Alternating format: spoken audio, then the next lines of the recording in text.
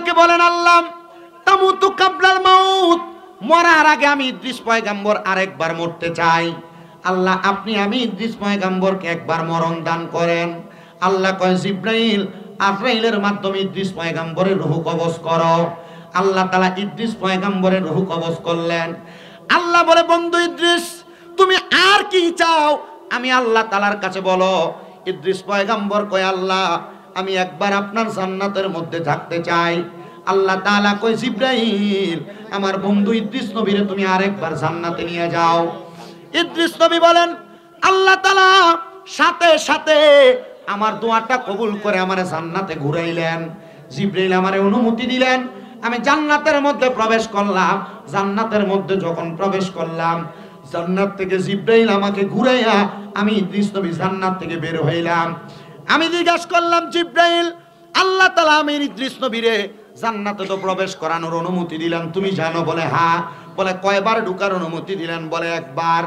এবার ইদ্রিস পয়গম্বর বলেন, একবার ঢুকার জন্য বইলা আল্লাহ বলছেন আমারে বের হওয়ার জন্য, কথা সত্য? বলে হ্যাঁ।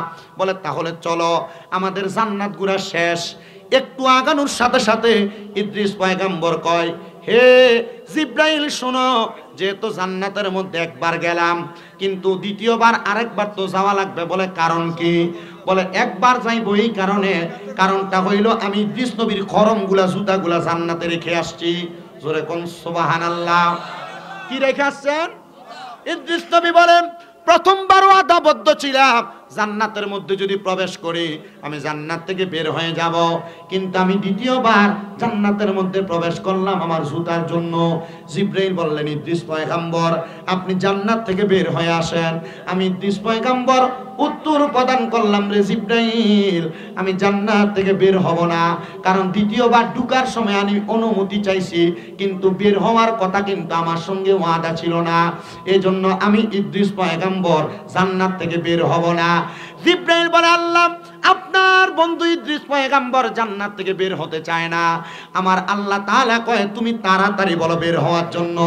একবার, দুইবার, তিনবার যখন বললেন ইদ্রিস পয়গম্বর জান্নাত থেকে বের হচ্ছেন না, এবার আমার আল্লাহ কয়, জিব্রাইল আমার বন্ধু যেহেতু জান্নাত থেকে বের হতে চায় না, বের হওয়া লাগবে না, আমার বন্ধুকে জান্নাতের মধ্যে থাকার জন্য দিয়ে দাও। বলেন সুবহানাল্লাহ। জিব্রাইল তার পূর্ব মুহূর্তে আল্লাহকে বলেছে, ও আল্লাহ আপনার বন্ধু ইদ্রিস পয়গম্বরকে আপনি জান্নাতে দিবেন, এটার কারণটা কি জানতে চাই। আল্লাহ তাআলা বলেছে, আমার ইদ্রিস পয়গম্বরের একটা স্বভাব হলো, ইদ্রিস পয়গম্বর কোনোদিন দুনিয়ার লালসায় লোভ লালসায় ছিলেন না। ইদ্রিস পয়গম্বর সব সময় আমার আল্লাহ তাআলার প্রতি তাওয়াক্কুলওয়ালা ছিলেন, আল্লাহর প্রতি বিশ্বাস রাখতেন। ইদ্রিস নবী যখন দুনিয়ার জমিনের মধ্যে বসবাস করতেছিলেন, জিব্রাইল বলেন, না আল্লাহ আপনার বন্ধু ইদ্রিস নবী উনি এটা করতে পারেন না, উনি অবশ্যই দুনিয়ার লালসা দুনিয়ার লোভ করতে পারে। আল্লাহ কই, ইদ্রিস নবীরে পরীক্ষা করার জন্য আমি তুমি জিব্রাইলকে ক্ষমতা প্রদান করলাম, যাও রে আমার বন্ধু ইদ্রিস পয়গম্বরকে তুমি পরীক্ষা করো। আমার আল্লাহ তাআলা জিব্রাইলকে অনুমতি দেওয়ার সাথে সাথে জিব্রাইল আলাইহিস সালাতু ওয়াস সালাম এমন একটা সুরত নিলেন, দাখিয়াতুল কালবির মানবীয় সুরত আল্লাহ তাআলা জিব্রাইলকে নেওয়ার মতো ক্ষমতা দিয়েছিলেন। জিব্রাইল বলে, আমি একজন ফকিরের বেশ নিলাম, আগন্তকের বেশ নিয়া আমি আমার আল্লাহ তাআলার বন্ধু হযরতে ইদ্রিস নবীর সামনে যায় দাঁড়াইলাম।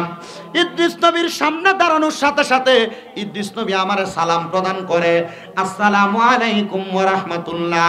এবার বলেন, একজন আরের সঙ্গে সাক্ষাৎ হইলে সালাম বিনিময় করা এটা শুধু আমাদের কথা না, আল্লাহর কথা, নবীর কথা, নবী সহ সকল নবীদের কথা। আমরা সবাই এই সালামের বিনিময় করার দরকার আছে না নাই? আমাদের সমাজের মানুষ হঠাৎ করে টাকা পয়সার মালিক হওয়ার পরে এবার আর এলাকার মানুষকে সালাম দেয় না।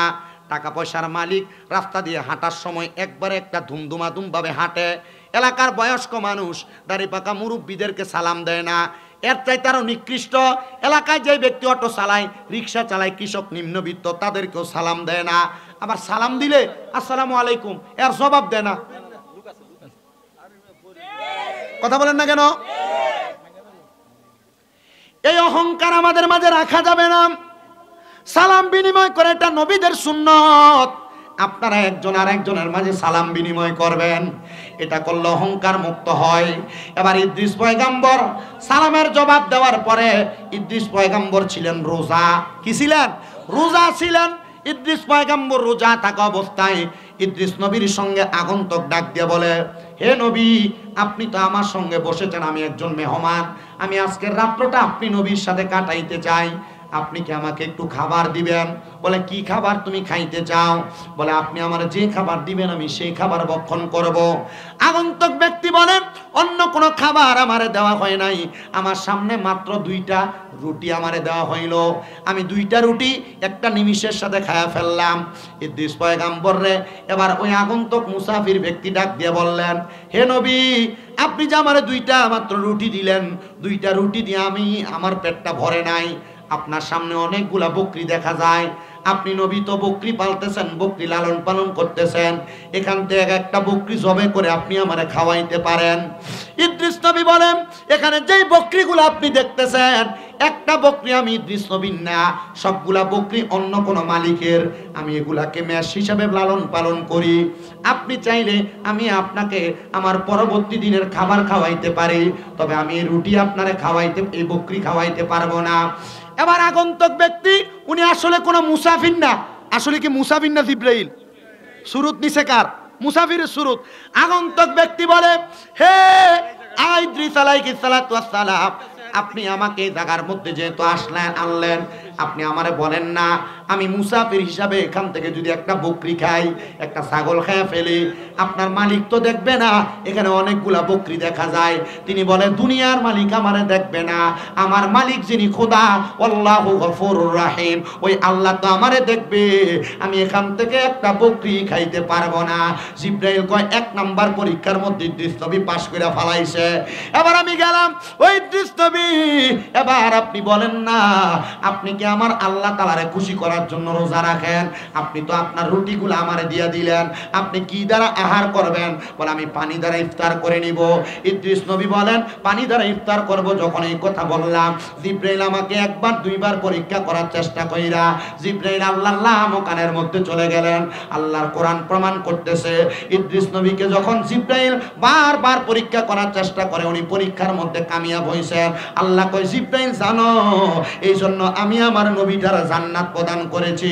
এবার যদি দুনিয়ার জমিনে ইদ্রিস নবীর পরবর্তী যত নবী আগমন করবে, আদম থেকে ঈসা নবী পর্যন্ত, ঈসা নবীর পরে আখিরি নবী মুহাম্মদুর রাসূলুল্লাহ সাল্লাল্লাহু আলাইহি ওয়াসাল্লাম নবীর আগমনের পরে ওনার যত উম্মত কিয়ামতের আগ পর্যন্ত দুনিয়াতে থাকবে, আমি আল্লাহর কাছে যদি তারা হালাল খাইয়া, যদি পরের হক মাইরা না খাইয়া যখন কোন দোয়া করবে, আমি আল্লাহ বেওয়াফাদারি হিসাবে বান্দার দোয়াগুলা কবুল করে নিব। বলেন সুবহানাল্লাহ।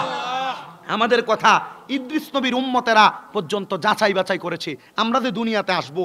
সুবহানাল্লাহ পড়েন। কোন নবী?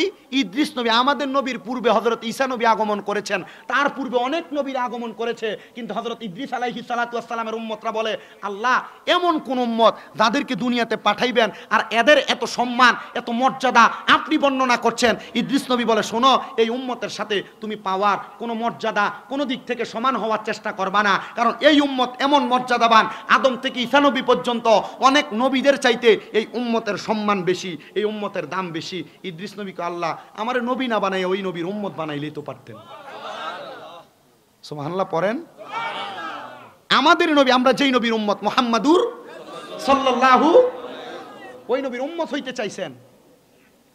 এবার একটু মনোযোগ দিবেন।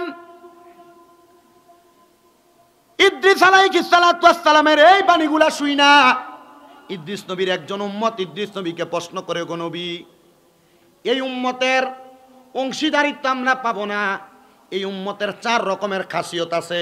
কয় রকম? একটা খাসিয়ত আমাদেরকে দান করে। ওই উম্মত বলতেছে, 1 নাম্বার খাসিয়ত, ওই উম্মত সূর্য দেখে দেখে নামাজের সময় নির্ধারণ করবে। কি দেখা? আমাদের নামাজের ওয়াক্ত কিন্তু মূলত সূর্য দেখে নির্ধারণ করা হয়।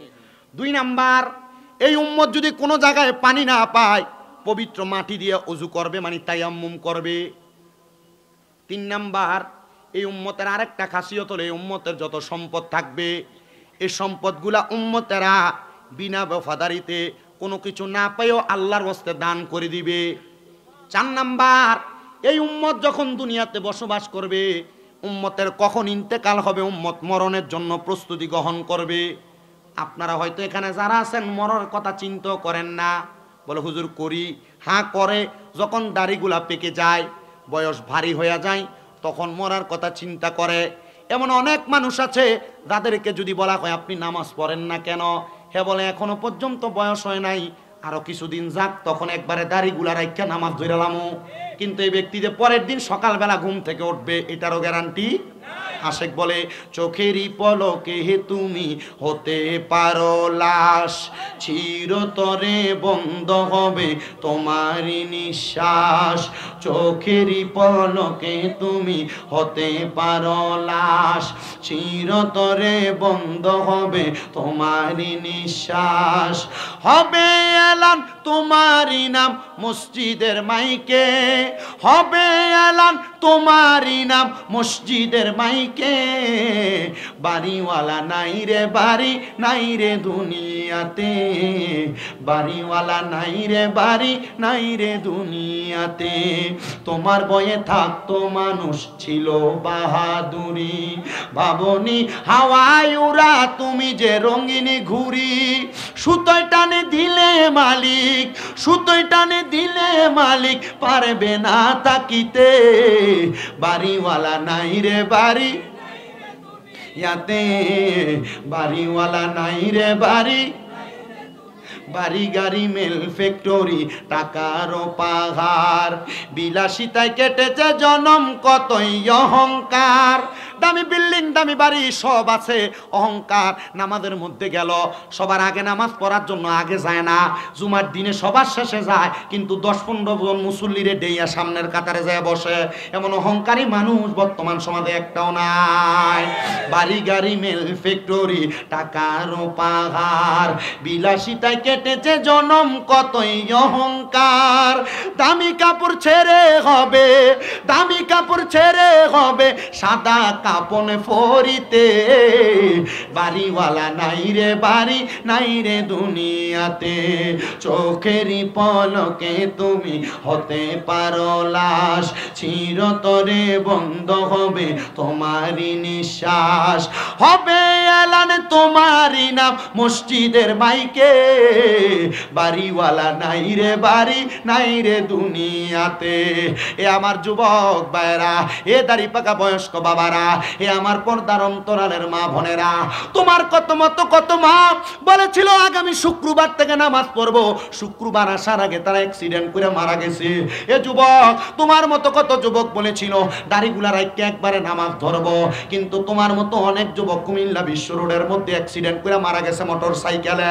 এ বয়স্ক বাবারা, আপনাদের মতো কত মানুষ ওয়াদা করেছিল ছেলেটা বিয়ে দেওয়ার পরে, মেয়েটা বিয়ে দেওয়ার পরে আমি নামাজ ধরবো, কিন্তু পরের দিন পর্যন্ত সে বাঁচতে পারে নাই।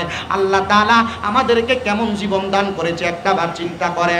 আমি শামীম রেজা যদি মারা যায়, মারা যাওয়ার পরে মানুষ আমারে শামীম রেজা বলে ডাকবে না, বলবে লাশটারে তাড়াতাড়ি মাটি দেওয়ার ব্যবস্থা করো। দে যুবক, পারলে তোর পাও আমার সামনে দে, আমি আমার জিহ্বা লাগে তোমার পাও পরিষ্কার করে দিব। এ বয়স্ক বাবারা, পারলে দেন আপনার পাগুলো আমার সামনে দেন, আমি শামীম রেজার জিহ্বা লাগে আপনার পাও পরিষ্কার করে দিব। তবু একটা বার চিন্তা করেন, ওই কবরে গেলে কেমনে থাকবেন? শাস্তিটা বড় মারাত্মক। আল্লাহর হাবিবের কাছে প্রশ্ন করা হয়, ইয়া রাসূলুল্লাহ, কেমন শাস্তি গো নবী আপনি কবরের মধ্যে দেখেছেন? আল্লাহর হাবিব বলে, আমি এখনো পর্যন্ত কবরের সামনে দাঁড়াইলে আমি শাস্তি দেখতে পাই। ইয়া রাসূলুল্লাহ, কেমন শাস্তি? বলে, যখন আমি নবী মেরাজের মধ্যে গেলাম, আমাকে আল্লাহ তাআলা দুইটা নিদর্শন দেখাইছে, একটা জান্নাত একটা জাহান্নাম। জাহান্নামের সামনে যখন আমি গেলাম, সামনে যাওয়ার 500 বছরের রাস্তা দূর পর্যন্ত ছিলাম, আমি নবী চোখের পলকে চাইলে এখান থেকে ওই জায়গায় যাইতে পারতাম, কিন্তু আমি দেখলাম জাহান্নামের নিচে এত গভীর, কিন্তু আগুনের জিহ্বাটা উপরের দিকে পর্যন্ত লেলম দিতেছে। আমি নবীজি ওই জাহান্নাম দেখে কান্না করে দিলাম, আল্লাহ আমার উম্মত এই জাহান্নামের আযাব সহ্য করতে পারবে না। আল্লাহর নবী বলে, ওই জাহান্নামে যারা যাবে, জাহান্নামে যাওয়ার কারণে আল্লাহ তাআলার জাহান্নামের আগুন তাদেরকে 1000 বছর প্রথম পুরাইবো। ওই জাহান্নামের আগুনের রং হবে লাল। লাল, ওই লাল রঙের আগুনের মধ্যে জ্বালাইতে জ্বালাইতে 1000 বছর পরে জাহান্নামের আগুনটারে সাদা বানানো হবে। 1000 বছর আরো জ্বালাইবো, ওই রংটাকে কালো করা হবে। ওই কালো রঙের মধ্যে পুরাইয়া এবার জাহান্নামী ব্যক্তিটা 3000 বছর পরে পানির পিপাসা লাগবে। কয় হাজার বছর? 3000 বছর পরে জাহান্নামী ব্যক্তির পানির পিপাসা লাগবে। তখন বান্দা যখন পানি চাইবে, আল্লাহ আমার একটু পানির ব্যবস্থা করে দেন, এ ফেরেশতারা আমাকে একটু পানির ব্যবস্থা করে দাও। ফেরেশতারা বলে তখন জাহান্নামীদেরকে পানি দেওয়া হবে। কিন্তু দুনিয়ার মানুষ যে মিনারেল ওয়াটারগুলা খায়, এই পানি না, এই পানি না। জাহান্নামীদেরকে যে পানি দেওয়া হবে, ওই পানির গ্লাসটা আমরা তো কত সুন্দর কাঁচের গ্লাসে খাই, জাহান্নামীদের পানির গ্লাসটা হবে লোহার, কিন্তু এটা আগুনের মধ্যে গরম উত্তপ্ত হবে। দেখবেন চুরি চাপড় পিডাইতে যখন যান, দাও যখন আপনারা পিডাইতে যান, আগুনে দিলে দেখবেন এটা একবারে লাল টসটসা হয়ে যায়, লোহার রং আর থাকে না। ঠিক এমন গরম একটা পাত্রের মধ্যে কইরা এবার জাহান্নামী বান্দারে পানি দিব, কিন্তু ওই পানিটা সাদা পানি না, ওই পানি হইল অন্য জাহান্নামীদেরকে আগুনের মধ্যে পুরানোর কারণে যেই রক্ত এবং পুষগুলা জমা হয়েছে, ওই রক্ত পুষগুলা টকবক করে ফুটতে থাকবে। আর বলা হবে বান্দা এই পানি তুমি পান করো। এই পানিকে হাদিসের ভাষায় বলা হয় তিনাতুল খাবাল। এই তিনাতুল খাবাল বান্দাকে দেওয়া হবে। নবীর হাদিসের প্রখ্যাত বিশারদ হযরত আব্দুল হক মুহাদ্দিস দেহলভী রাহমাতুল্লাহ আলাইহি, উনি ওনার কিতাবের মধ্যে লিখতেছেন, যখন এই পানি বান্দা পিপাসার্ত হইয়া তরল পদার্থটা পান করবে, বান্দার নারী বুড়িগুলা বান্দার পায়খানার রাস্তা দিয়ে বের হয়ে যাবে, বান্দা চিৎকার করবে, কিন্তু বান্দাকে কেউ বাঁচাইবে না। আপনি আপনার সন্তানকে খাওয়ানোর জন্য আপনি সুদে টাকা লাগান, আপনি আপনার স্ত্রীরে সুন্দর সুন্দর পোশাক কিনে দেওয়ার জন্য আপনি হারাম টাকা খান, ঘোষের টাকা খান, আপনি মানুষের জমি দখল করে অবৈধভাবে মানুষকে ওজনে কম দিয়া পর্যন্ত টাকা ইনকাম করেন। ওই সন্তানের কাছে আপনি বলবেন আমার একটা নেক দিয়া আমি আব্বারে বাঁচাও, সন্তান বলবে আপনারে চিনি না, নকশি নকশি নকশি। আপনার স্ত্রীকে বলবেন কি গো স্ত্রী, তুমি না বলছো আমাকে ছাড়া তুমি বাঁচবা না, একটা পরিমাণ আমল দাও, একটা আমল দিলে আমি জান্নাতে যাইতে পারবো। ওই স্ত্রী বলবে তোমারে আমি চিনি না। আল্লাহ আমরা তো দুনিয়াতে বাঁচতে চাই, আমরা বাঁচার জন্য আপনি একটা রাস্তা দেখায়া দেন না। আল্লাহ কয় বান্দা ইয়া আইয়ুহাল্লাযীনা আমানু আতিউল্লাহ ওয়া আতিউর রাসূলা ওয়া উলিল আমরি, শোনো দুনিয়ার বান্দার দলেরা, তোমরা যারা ঈমানদার শোনো, তোমরা আল্লাহর ইতাআত করো। যদি তোমরা আল্লাহর ইতাআত করতে চাও, তোমরা রাসূলের ইতাআত করো। যদি রাসূলের ইতাআত করতে চাও, তাহলে যারা উলিল আমর দুনিয়াতে নেককার বান্দা, তাদের অনুসরণ করো, অনুকরণ করো। হক্কানি রব্বানি পীর মাশায়েখ যারা, হক্কানি আলেম যারা, এদের অনুসরণ করো, কারণ এরা তোমাকে জান্নাতের রাস্তা দেখাইবে। বলে হুজুর মা বাবা বেঁচে আছে কেন পীরের কাছে যাবে? হুজুর কারণটা বলেন। আরে বাবা আপনার মা বাবা আপনারে দুনিয়া দেখাবে, কিন্তু আপনার মা বাবা আপনারে আখিরাত দেখাইতে পারবে না। হক্কানি একজন পীর মুর্শিদ আপনাকে আখিরাতের রাস্তা চিনাইবে। বলেন সুবহানাল্লাহ। এজন্য একজন হক্কানি উলিল আমর, এই উলিল আমরের তাফসীর আমি 4টা কিতাবের মধ্যে দেখেছি। তাফসীরে জাল্লাইন শরীফ, তাফসীরে বাইজাবি শরীফ, তাফসীরে কানজুল ইমান নুরুল ইরফান, তাফসীরে বাগবী শরীফ, এই 4টা তাফসীরের মধ্যে দেখলাম উলিল আমর দ্বারা আল্লাহর হক্কানি পীর মাশায়েখ যারা, হক্কানি ওলি যারা, তাদেরকে বুঝাইছেন হুজুর হক্কানি পীর মাশায়েখ চিনার উপায় কি? আল্লাহর নবীর কাছে সাহাবায়ে কেরাম প্রশ্ন করে। কষ্ট হচ্ছে আপনাদের? অসুবিধা হচ্ছে? ভাইজান কি বসবেন আরো কিছুক্ষণ? আচ্ছা মারহাবা, আপনারা বসেন, আল্লাহ যেন কবুল করে, আমিন পড়েন। কারণ ওনারা নেতৃত্বস্থানীয় ব্যক্তি তো, বিভিন্ন জায়গায় যাওয়া লাগে, অনেক জায়গায় সময় দেওয়া লাগে। ও সময় যেহেতু দেওয়া লাগে, এজন্য ওনারা বেশিক্ষণ বৈশা থাকা ওনাদের জন্য কষ্ট। আমি কি করি, আমার প্রত্যেক মাহফিলে আমি না যেমনি আছে বাবা, এখন আর লারণ যাইতো না, যেভাবে আছে এভাবে শোনেন। এখন যেভাবে না আল্লাহরও না, যেভাবে প্রয়োজনে মাইকে সাউন্ড কমাই দাও, যেমনি আছে এমনি। এখন যদি লাটতে যায় আরো বেশি ঝামেলা হবে, দরকার নাই, যেভাবে আছে আলহামদুলিল্লাহ। আমার মাহফিলের সিস্টেম, কারণ আমি জানি মাহফিলে 2-1 নেতৃত্বস্থানীয় ব্যক্তিবর্গ আসে, আমি 5-10 মিনিট করে সময় ওনাদের জন্য রাইখা দিই। আমি যদি চাইতে যাই যে ওদের মাঝখান দিয়ে সময় দিব, এরা না এলে অনেক মাহফিলে হয় না। এরা মোটা অঙ্কের একটা টাকা দেয়, অনেক মাহফিল সাজে এদের কারণে। কি কথা বলেন না কেন আপনারা টাকা পয়সা মোটামুটি দিয়েন, এখন যা দিচ্ছেন ভবিষ্যতে একটু বাড়াই দিয়েন তারারে। আর যেহেতু একটা আবদার জানাইছি ইমাম সাহেব হুজুর, উনি কিন্তু আপনাদের এলাকার মানুষও না, উনি এলাকার মসজিদের খতিব, বাড়ি হলো সান্দিনা। প্রথমে উনি কিন্তু মাইক দেওয়ার আগে আবদার খাটাই লেছে, হুজুর ভাই আমরা এখানে পানির তলে পড়ে থাকি, 1.5 মাস নামাজ পড়তে পারে নাই, মানে মসজিদের ভিতরে। আপনার এটাকে আপনার কাছে কষ্ট লাগে না? কেমন কষ্ট লাগে আপনার কাছে? অনেক কষ্টের বিষয়। 1.5 মাস নামাজ পড়তে পারে, ছাদে নামাজ পড়ছে। আমি দেখছি যখন কুমিল্লার বিভিন্ন এলাকায় পানি উঠছে, মানুষ মসজিদের ছাদে, বাড়ির ছাদে উঠে নামাজ পড়ছে। প্লট থেকে 3 ফুট। আমি আমার ভাইজান জনাব রেজাউল কাইয়ুম সাহেব, আপনার প্রশংসা আমার এক ভাই আদু ভাই করছিল, আমার কাছে মনে আছে সাভাপুরের ওই সময় আমার মনে আছে উনি করাতে আমি আপনার প্রশংসা শুনছি। এই এলাকার মানুষ যেহেতু আপনার কাছে আবদারি করছে একটা, এই আবদারটা রাখবেন ইনশাল্লাহ। আল্লাহ যেন ভাইয়ের মাধ্যমে এলাকার এই কাজটা করে দেয়। আপনি তো কইছেন বিএনপি সরকার যদি ক্ষমতায়, ভাই সরকার ক্ষমতায় কখন আইব আর না আইব এই চিন্তা না কইরা আপনি আপনার পক্ষ থেকে একটা নেক নজর এলাকার দিকে দিলে ইনশাল্লাহ কাম হইব। কি কথা কোন ঠিক কিনা? এটা তো পরে ফাঁস করলে আপনি ফাঁস করলে দিবেন, নাইলে দিতেন না। এটা পরে মানুষ একটা অন্য চিন্তা চলে দেবো। আপনি একটু মনে হয় এটা রেখেন, ফাঁস করি আর না করি এই এলাকার কাজটা করে দিয়ে দাম। কি কথা কন না কেন? মানুষের মোহে হাসির নমুনা বুঝি দাও যে আপনার ভিতরের কথাটা আমি আবার আলাদা সিস্টেমে ঘুরে কয়ে দিছি। আল্লাহ কবুল করুক, আমিন কন। আপনার কি কষ্ট পাইতেছেন? আসলে আমার বাড়ি কুমিল্লা, আমি আপনার এই এলাকাতে আমি আমার জীবন হয়েছি না। আমি এই যে এনে আরেকটা মাহফিল হয় না, আমি এনে 2টা গুত্তি দিয়ে লাইছি। পোলাপান কিন্তু আমার জন্য দাঁড়াইছিল যে কালিয়াজুরি মাজারের কাছে। আমি চেষ্টা করছি আপনাদের এখানে নির্দিষ্ট সময় আইতে, তবু 8টা 6 জায়গায় চাইতে। আমি 8টার মধ্যে এসে মাইক ধরার কথা। তা আমি চেষ্টা করি আমার এলাকার মানুষ হোক আর দূরের হোক, আমি 2-1টা কথা মানুষকে শোনানোর জন্য। আপনারা আমার বয়ান ইউটিউবে শোনেন। আপনারা এখানে যারা আছেন দেখছেন আমার সামনে কয়টা চোখ, 1 2 3 4 5 6 7 8 9 10 11 12 13 14টা 15টা। এই চোখগুলা আপনাদের চাইতে হাজার হাজার মানুষ বাহিরে দেখে, কিন্তু আমার মূল কথা যেটা আপনাদের কাছে আমি বয়ান করলাম, আপনারা এটার উপর আমল করলেন না, লাভ হইব আপনারা মনে করেন? কোনো লাভ হবে না।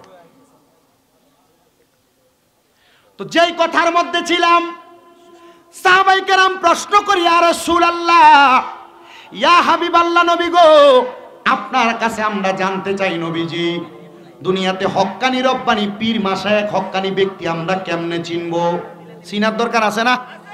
বহুত হক্কানি ব্যক্তি তো দেখেন, কিন্তু দেখবেন যে বেরিয়েত লয়ে বয়ে থাকে, আছে না? হিসাব দাবি করে বেরিয়েত লয়ে বয়ে থাকে, আছে না? অনেক দেখবেন মাজারের ভিতরে উরুসের নাম দিয়ে গান বাজনা করে। এই যে আমাদের সভাপতি সাহেব পানুয়া দরবারে খলিফা, এই দরবারে যারা গেছে এখানে কোনো গান বাজনা নাই, এখানে কোনো গান বাজনা, ওলামায়ে কেরাম বয়ান করে আর জিকির চলে, শুধু জিকির চলে। তো একদিন হযরত শামসুজ্জামান পীর সাহেব হুজুর কেবলারে জিজ্ঞাসা করা হয়েছিল, হুজুর এখানে শুধু জিকির করে, এই ওয়াজের প্রচলন মনে করেন দীর্ঘ হয়তো 15-20 বছর ধরে, এর আগে শুধু জিকির হইতো, ওয়াজ হইতো না। তো হুজুরকে জিজ্ঞাসা করছে, হুজুর এখানে এত জিকির কি লেগে হয়, এখানে তো ওয়াজ মাহফিলও চালু করা যায়। হুজুর বলছে, শোনো, এই যে মানুষ দুনিয়াতে ভাত খায় না, এ ভাত মানুষের পেটের খিদা নিবারণ করে, কিন্তু যারা মুমিন, এ মুমিনের আত্মার খিদা নিবারণ করে জিকির। সুবহানাল্লাহ পড়েন। আমাদের সভাপতি মহোদয় কিন্তু ওই দরবারের খেলাফতপ্রাপ্ত একজন খলিফা, ওইখানে কিন্তু মানুষের আত্মার খোরাক দেওয়া হয়। তা আমি কি কথা বলতে চাচ্ছি আপনাদেরকে আপনারা হয়তো বুঝে গেছেন যে হক্কানি ব্যক্তি কিভাবে তালাশ করবেন। সাহাবায়ে কেরাম নবীকে প্রশ্ন করছি, ইয়া রাসূলুল্লাহ, মানুষ তো 2 রকমের, একটা জাহান্নামী একটা জান্নাতি, তো জান্নাতি ব্যক্তিটা চিনবে কিভাবে? নবী আমার বলছেন, ইবনে মাজাহ শরীফ 303 নাম্বার পৃষ্ঠার মধ্যে আল্লাহর হাবিব সাল্লাল্লাহু আলাইহি সাল্লাম বলে, ইজা রুউ যুকিরাল্লাহু আযজা ওয়া জাল্লা, যার চেহারার দিকে তাকাইলে আল্লাহর কথা মনে হয়, ওই ব্যক্তি হইল উত্তম ব্যক্তি, ওই ব্যক্তি হক্কানি ব্যক্তি। এবার বলেন আপনারা যার দিকে তাকাইবেন আল্লাহর কথা তার দিকে তাকাইলে মনে হয় কিনা? হুজুর আমরা তো কোনোদিন আল্লাহকে দেখি নাই, তাহলে কেমনে আমাদের আল্লাহর কথা মনে হবে? আমাদের জানতে বড় ইচ্ছা হয়, আমরা দেখতে চাই, আল্লাহকে দেখতে চাই। বলে হ্যাঁ, যেই ব্যক্তি পীর দাবি করবে, যেই ব্যক্তি হক্কানি ব্যক্তি দাবি করবে, তার দিকে তাকাইবা তার শরীরের লেবাসগুলা সুন্নত তরিকা মোতাবেক কিনা, সে যে নামাজ পড়ে তার নামাজের মধ্যে সুন্নত তরিকা আছে কিনা, সে দুনিয়াতে চলাফেরা করে তার আমল এবং ঈমানের নির্ভরতা কত। যদি দেখো এটা ঠিক আছে, মনে করবে এই ব্যক্তিটা হক্কানি, সে তোমাকে যেই পরামর্শ দিবে ওই পরামর্শ মোতাবেক তুমি তোমার জীবন কাটাইবা। আল্লাহ তাআলা এমন পরামর্শ মোতাবেক হক্কানি ব্যক্তিদের হাতে হাত রেখে আমাদের জীবন পরিচালনা করার তৌফিক দান করুন। জোরে করেন আমিন। আল্লাহুম্মা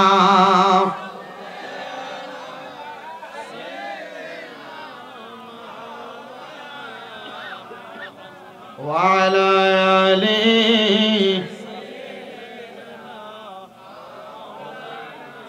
আরেকটু মোহাব্বতের আওয়াজে পড়েন আল্লাহুম্মা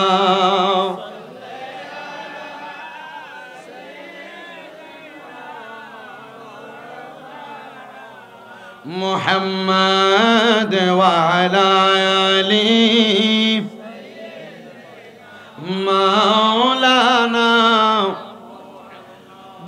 মনোযোগ দিবেন আমার বন্ধুরা। তো আল্লাহর এমন নেককার বান্দা যারা, তাদের অসংখ্য পরিমাণ কারামত আছে, তাদের ব্যাপারে বলা হয় কারামাতে আউলিয়া ও হাক্কুন। যারা ওলি তাদের কারামত সত্য। সুবহানাল্লাহ পড়েন। কেমন সত্য? ও বদরপুরের মানুষ, একটু মনোযোগ দিলে আপনারা আলোচনাটা বুঝতে পারবেন। আল্লাহ পাকের একজন নেককার বান্দা হযরতে আব্দুল্লাহ মারুফ রুসাফি রহমতুল্লাহ আলাইহি, জিনার বাড়ি ছিল রোম দেশের মধ্যে। হযরতে মারুফ রুসাফি বলে, আমি রোম দেশের মধ্যে আল্লাহ তাআলার ইবাদতের মধ্যে মসজিদের মধ্যে মগ্ন থাকতাম। একদিন আমি তাহাজ্জুদের নামাজ পড়ে আমার আল্লাহ তাআলার কাছে চোখের পানি ফালায়া ফালায়া কান্না করতেছি। আপনাদেরকে ছোট্ট একটা নসিহত করে দিয়ে যায়, যে নামাজের কথা বললাম, নামাজটার নাম সলাতুত তাহাজ্জুদের নামাজ। কি নামাজ? অনেকে আছে এখানে হুজুর 5 ওয়াক্ত নামাজই পড়ি না, তাহাজ্জুদের খবর আছে কই? আছে না এমন? এই তাহাজ্জুদ নামাজের কয়েকটা উপকারের কথা বলি। এখানে অনেকে আছেন, আপনারা বিদেশ যাওয়ার চেষ্টা করেন, আপনারা যাইতে পারেন না, ব্যবসা করেন, বরকত হয় না। অনেক মা বোন পর্দার আড়ালে আছেন, আপনাদের সন্তান হয় না। আমি সবার কাছে বলবো, যে কোনো সমস্যা থাকুক আর না থাকুক, আপনারা তাহাজ্জুদের নামাজটা পড়বেন। এই তাহাজ্জুদ নামাজের বরকত হইল, আল্লাহ তাআলা আমার নবীকে বলছে, ওয়া মিনাল লাইলি ফাতাহাজ্জাদ বিহি নাফিলাতাল লাকা আসা আইয়া বাসাকা রাব্বুকা মাকামাম মাহমুদা। ও নবী, আপনি রাতের কিছু অংশে তাহাজ্জুদের নামাজ পড়েন, অতি সত্বর আপনাকে মাকামে মাহমুদ প্রশংসার জায়গা দান করা হবে। নবী আমার চোখ মুবারকের পানিগুলো ছেড়ে দিয়ে কান্না করে ডাক দিয়া কয়, আল্লাহ আমাকে মাকামে মাহমুদ দিবেন। আমি যখন দুনিয়ার জমিন থেকে রওজা মুবারকে চলে যাব, আমার উম্মতরা যদি তাহাজ্জুদের নামাজ পড়ে, আপনি বলেন আমার উম্মতের কি দান করবেন? আল্লাহ কয়, হাবিব আপনার উম্মত যদি তাহাজ্জুদের নামাজ পড়া আমি আল্লাহর কাছে যা চাইবে, আমি আল্লাহ আপনার উম্মতকে তা দান করব। এখানে অনেক বয়স্ক বাবারা আছেন, রাত্রবেলা 2টা, 2:30, 3টায় ঘুম ভাঙ গেছে, আর ঘুম লাগে না। আপনারা মসজিদের মধ্যে হাইটা হাইটা এসে আল্লাহর জিকির করেন, আপনার সময়টা ব্যয় না কইরা আপনারা তাহাজ্জুদের নামাজ পড়বেন। যে যুবকেরা বিদেশ যাওয়ার চেষ্টা করেন, কাজ করার চেষ্টা করেন, হয় না, আপনারা তাহাজ্জুদের নামাজ আদায় করবেন। রাত্রবেলা মোবাইল টিপতে টিপতে সময় ব্যয় করেন, আমি বলবো আপনার এটা আপনার নিজস্ব বিষয়, তবে আপনার কাছে আমার আবদার হইল আপনি তাহাজ্জুদের নামাজটা আদায় করবেন। মা বোনেরা তাহাজ্জুদের নামাজ পড়বেন। অনেকের ঘরের মধ্যে ইনকাম হয় না, রোগবালা মুসিবত ছাড়ে না। একটা ইবাদত করলে আপনার ইনকামও বাড়বে, রোগবালা মুসিবতও ছেড়ে দিবে। আল্লাহ ইবাদতগুলা আমাদেরকে করার তৌফিক দান করুন, জোরে বলেন আমিন। হযরতে আব্দুল্লাহ মারুফ রুসাফি, বাড়ি হইল রোম দেশে। উনি বলেন, আমি তাহাজ্জুদের নামাজ পড়া সিজদার মধ্যে যাইয়া আল্লাহর কাছে কান্না করতে লাগলাম, ওগো আল্লাহ আপনি আমাকে জীবনের গুনাহগুলা মাফ করে দেন। আমি জানি আমি আমার নিজের জানা মতে কোনো গুনাহ করি নাই, তবুও আপনি আল্লাহ তাআলা আমাকে মাফ করে দেন। এটার জন্য মাপ চাইতেছে। মাপ চাওয়া ভালো মানুষের লক্ষণ, মাপ চাওয়া মুমিনের লক্ষণ, গুনাহ থেকে তওবা করা মুমিনের লক্ষণ। যদি আপনি গুনাহ নাও করেন, 5 ওয়াক্ত নামাজও পড়েন, তবু আল্লাহর কাছে বলবেন, আল্লাহ আপনি আমারে মাফ করে দেন। বলেন, আল্লাহর কাছে মাপ চাইলে যদি আপনার গুনাহ না থাকে, আল্লাহ তখন গুনাহ মাফ না কইরা যে পরিমাণ গুনাহ পৃথিবীর মানুষের থাকে, এই গুনাহগুলারে সওয়াবে পরিণত করে আপনি বান্দারে দান কইরা দেয়। এজন্য বাবারা আল্লাহর কাছে বেশি বেশি তওবা করবেন। নবী আমার কয়, তোমরা দুনিয়াতে যত মানুষ আমার উম্মত আছে, তোমরা ইন্তেকাল করার আগে, তোমরা দুনিয়াতে ঘুমানোর আগে একটা উট কোরবানি করে ঘুমাইবা। নবীজি কেন? ও নবীজি কেন? আল্লাহর নবী কয়, উট কোরবানি করে ঘুমাইবা। নবী আমরা সামর্থ্য নাই উট কোরবানি করে ঘুমাইবো। আল্লাহর নবী কয়, যেহেতু সামর্থ্য নাই, তাহলে আস্তাগফিরুল্লাহ রাব্বি মিন কুল্লি জামবি ওয়া আতুবু ইলাইহি লা হাওলা ওয়ালা কুওয়াতা ইল্লা বিল্লাহিল আলিয়্যিল আযীম। এটা পয়রা ঘুমাইবা, একটা উট কোরবানির সওয়াব তোমার আমলনামায় পাওয়া যাইবা। উনি উঠবেন, আস্তে ধীরে ধরে নিয়ে যান। আচ্ছা, আল্লাহ যেন কবুল করে, জোরে পড়েন আমিন। মুহাব্বতের আওয়াজে পড়েন না আমিন। মুসলমান ইমানদার গভীর মনোযোগ দিয়ে আলোচনা শ্রবণ করার চেষ্টা করেন। হযরত আব্দুল্লাহ মারুফ রুসাফি বলেন, এবার আমি তাহাজ্জুদের নামাজ আদায় করলাম, কিন্তু সিজদার মধ্যে যাইয়া যখন আমি কান্না করলাম, কান্না করতে করতে আমার চোখের মধ্যে একটু তন্দ্রা লেগে গেছে। মানে উনি একটু ঘুমায় গেছেন। কি করছেন? ঘুমায় গেছেন। উনি বলেন, আমি ঘুমানোর পরে হঠাৎ করে দেখলাম কে যেন একজন আমারে বলতেছে, এ আল্লাহর বান্দা, আমি কবরে কঠিন যন্ত্রণায় ভুগতেছি। ঘুমের ঘরে কি দেখছেন? স্বপ্ন দেখছেন। আপনারা এখানে অনেকে আছেন না, মা মারা গেছে, বাবা মারা গেছে, দাদা মারা যাওয়ার পর স্বপ্ন দেখে না মানুষ? এই স্বপ্ন যে মানুষ দেখে, এই স্বপ্ন দেখার কয়েকটা কারণ আছে। আল্লামা ইবনে সিরিনের স্বপ্নের তাবিরের কিতাবে লিখতেছে, যদি কোনো মানুষকে স্বপ্ন দেখে মনে করবো ওই মানুষ কবরে খুব কষ্টে আছে। কিভাবে আছে? খুব কষ্টে আছে। তোমরা তখন ওই মানুষটার জন্য বেশি করে দোয়া করবা। কি করবা? বলেন না, কি করবা? দোয়া করবা। যদি দোয়া করো, আল্লাহ তাআলা ওই কবরবাসী মানুষটাকে মাফ করে দিবে। হযরত আব্দুল্লাহ মারুফ রুসাফি রাহমাতুল্লাহ আলাইহি বলে, আমাকে স্বপ্নের মধ্যে আয়েশা বলতেছে, হে আল্লাহর বান্দা, আমি বড় কষ্টের মধ্যে আছি। উনি বলেন, আমি স্বপ্ন দেখা বান্দারে জিগাইলাম, বান্দা কবরে যেহেতু কষ্টে আছো, তাহলে তোমার কবরের কষ্টের খবর আমি জানলাম, কিন্তু তোমার জন্য দোয়া করার জন্য তোমার বংশ কারা তাদেরকে তো আমার বলা লাগবে, তাদের পরিচয় আমাকে একবার বলো। আব্দুল্লাহ মারুফ রুসাফি বলেন, আমি ওনাকে জিজ্ঞাসা করার পরে উনি বললেন, রোম দেশের পূর্ব অঞ্চলে ওনার বাড়ি। আমরা যেন তার বাড়ির মধ্যে যাইয়া তার সন্তানদেরকে বলি তার জন্য দোয়া করার জন্য। আব্দুল্লাহ মারুফ রুসাফিকে ওই ব্যক্তি বলে, আমার কবরের মধ্যে আযাব হওয়ার কারণ হইল একটা। বলে, কারণটা কি আপনি বলেন? বলে, আমার যেই জায়গা সম্পদ আমি দুনিয়াতে রেখে আসছি, ওই জায়গা সম্পদের মধ্যে আমার একজন সন্তান, যে দুনিয়াতে মানুষের মতো মানুষ হয় নাই, নেশা করতে করতে তার কলবটাকে ঝাঁঝরা করে ফেলেছে। ওই সন্তান নেশা করার কারণে আল্লাহ তাআলা আমার কবরের মধ্যে আযাব দিতেছে, আযাব। ও বদরপুরের মানুষ, একটাবার চিন্তা করে দেখেন, একটাবার চিন্তা করে দেখেন, একটা মানুষ দুনিয়াতে সম্পদ রাইখা গেছে, তার সম্পদের মধ্যে বৈশা বৈশা তার সন্তান নেশা করার কারণে, তার সন্তান অবৈধ কর্ম করার কারণে আল্লাহ তাআলা ওই ব্যক্তিটার কবরের মধ্যে আযাব দিতেছে। একবারও কি চিন্তা করে দেখলেন না? আপনার মা বাবা আপনারা জায়গা দিয়া গেছে, সম্পদ দিয়া গেছে, কিন্তু মা বাবার দেওয়া সম্পদকে আপনি কিভাবে ব্যয় করতেছেন? এই সম্পদ এমন অবৈধভাবে ব্যয় করার কারণে আপনার মা বাবার কবরের মধ্যে আযাব হবে। হযরতে আব্দুল্লাহ মারুফ রুসাফি রাহমাতুল্লাহ আলাইহি বলেন, আমি আবার এই রোম এলাকার পূর্ব অঞ্চলে গেলাম, যাইয়া তার বাড়ির সামনে যায় ডাক দিলাম, ও এলাকার মানুষেরা তোমরা শুনে নাও, এমন একজন ব্যক্তি যিনি মারা গেছেন, এলাকার মধ্যে ভালো মানুষ ছিলেন, তার বাড়ি কোনটা? বলে, তার বাড়ি হইল আমাদের এলাকার পূর্ব পাশে। ওই ব্যক্তি যেহেতু মারা গেছে, ওই ব্যক্তি অন্ধকার কবরে বড় কঠিন অবস্থায় আছে, তার বাড়ি তোমরা আমাকে চিনিয়ে দাও। ওই ব্যক্তির বাড়ি এলাকার মানুষ চিনিয়ে দিলে এটাই সেই ব্যক্তি। আল্লাহ যেন আমাদেরকেও এমন দুনিয়াতে পরিচিত করে আমলের কারণে। জবান খুলে জোরে জোরে পড়েন আল্লাহুম্মা আমিন। তাকবীর দেন, মাইকেল লাইন দাও, ওমা টোয়া। হ্যাঁ, নারে তাকবীর, আল্লাহু আকবার, বিজয়ীর আগমন, শুভেচ্ছা স্বাগত, কাসার ভাইয়ের আগমন, শুভেচ্ছা স্বাগত, কাসার ভাইয়ের আগমন। সংগ্রামী উপস্থিতি, আজকে সুন্নি মহাসমাবেশে বলেছেন, আল্লাহ তাআলা ওনাদের হায়াতে বরকত দান করুন। সবাই পড়েন আমিন। সবাই একটু মোহাব্বত নিয়ে দুরূদ শরীফ পড়েন, আল্লাহুম্মা